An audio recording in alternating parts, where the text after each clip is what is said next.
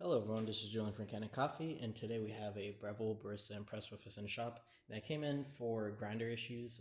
When the grinder was turned on, it was making a really loud noise and it wasn't actually grinding coffee. This is usually could be up to one of two things.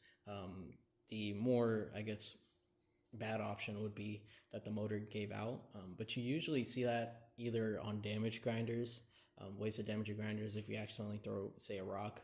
Sometimes rocks could be inside bags of beans, just from the farming process and of course the roasting process. Or just a really old grinder.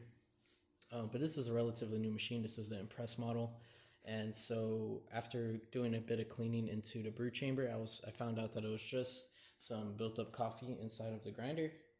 So I have a few photos here of just kind of the deep cleaning I did. As you can see, fully removed the bottom burr to deep clean the entire chamber. This is the bottom of the grinder where your beans touch, and cleaned all that out. Also cleaned out as you can see, cleaned out the top burr.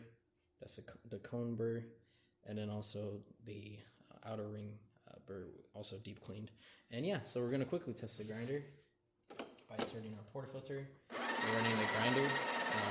We calibrated this to our beans just for testing purposes to make sure that the volumetric grind or the dosing was still working well, which we did, but that means it'll have to be recalibrated to your beans when you bring it back to your home.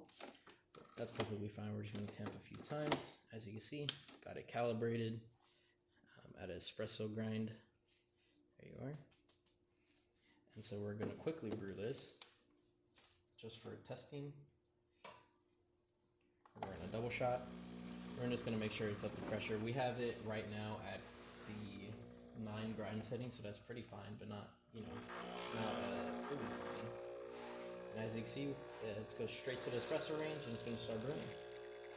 Now this is on a cold portafilter and a few other old coffee, so it might not be the most perfect shot.